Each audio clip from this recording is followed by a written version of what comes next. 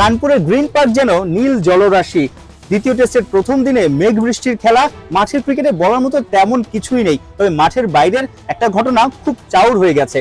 বাংলাদেশের এক ভক্তকে নাকি ভারতীয় সমর্থকরা আসলে গায়ে হাত তুলেছে, আমার একটা অভিযোগ তিনি করেছেন।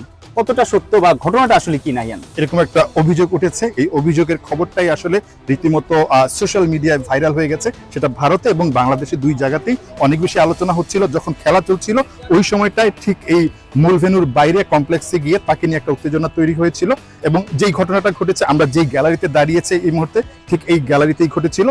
মোদ্দা কথা বা শেষটা টানতে চাচ্ছি, সবশেষ আপডেটটা দিয়ে পুলিশের পক্ষ থেকে আমরা একটা আনুষ্ঠানিক বক্তব্য জানতে চেয়েছিলাম যে আসলে ঘটনাটা কি হয়েছে। তারা এখানে এসেছেন, এখানকার যে সিসিটিভি ক্যামেরা ছিল সেগুলো তারা খতিয়ে দেখেছেন, ওই ধরনের কোনো ঘটনার তারা সম্পৃক্ততা পাননি। তিনি যেই অভিযোগটা করেছেন ওই অভিযোগটা তারা এখনো খতিয়ে দেখছেন।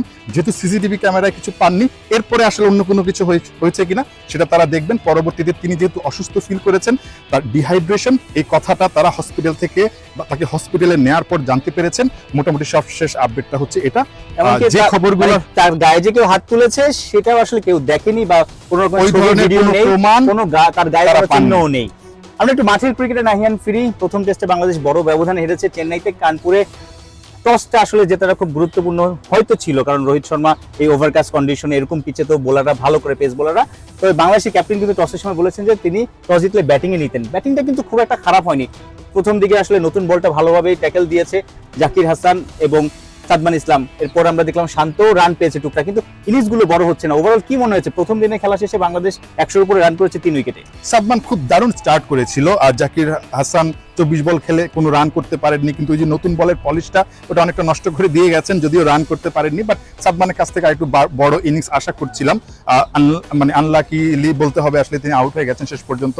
মুমিনুল হকের ব্যাটিংটা খুব বেশি ভালো লেগেছে। তিনি ফর্মে নেই, ছন্দে ফেরার জন্য বেশ কয়েকদিন ধরে কাজ করছিলেন এবং 40 রানের একটা ইনিংস খেলে অপরাজিত আছেন। তার সঙ্গে মুশফিকুর রহিম আছেন, দুজনেই কিন্তু এর আগেও অনেক বড় ইনিংস খেলার যথেষ্ট অভিজ্ঞতা আছে। আজকে প্রথম দিনটা মাত্র 35 ওভার খেলা হয়েছে, বৃষ্টির কারণে দেখতেই পাচ্ছেন এখনো মাঠ নিয়ে অনেক বেশি সতর্ক। এখানে যে পরিমাণ গ্রাউন্ডসম্যান, অর্থাৎ তারা আসলে গ্রাউন্ডসম্যান না, কিন্তু গ্রাউন্ডসের জন্য জানি না, আমি শত শত গ্রাউন্ডসম্যানকে দেখেছি যারা এইভাবে টেনে টেনে আসলে এই যে কাভারগুলো এগুলো সারাক্ষণ মাঠটাকে ভালোভাবে কাভার রাখার জন্য চেষ্টা করেছেন। তারা খুব করে চাইছেন কানপুর টেস্টটা যেন ঠিকঠাকভাবে মাঠে গড়ায়। বাট প্রথম দিনের খেলায় 35 ওভার হয়েছে, আমার কাছে মনে হচ্ছে যে যথেষ্ট ভালো হয়েছে। আগামীকালও কিন্তু প্রায় 75% মতো বৃষ্টির সম্ভাবনা আছে, এর পরের দিনও কিন্তু 40% মতো বৃষ্টির সম্ভাবনা আছে। অর্থাৎ প্রথম 3 দিনে বেশ বেগ পেতে হবে। টাইগার ভক্তরা, বাংলাদেশের ড্রেসিং রুম সবাই নিশ্চয়ই চাইবে যে এই মেঘটা যেন শনিবার না থাকে, সরে যায়।